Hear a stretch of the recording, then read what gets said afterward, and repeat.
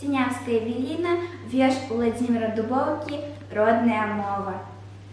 Родная мова, цудовная мова, ты наших думах уто и основа.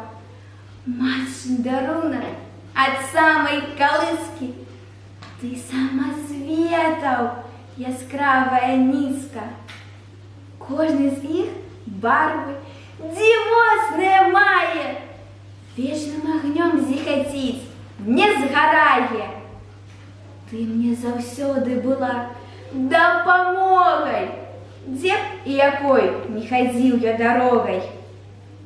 Чую табе перазвоны крыніцы, чую табе і раскат наваніцы, чую павевы зелёнага бору, водгуле працы у родным прасторы.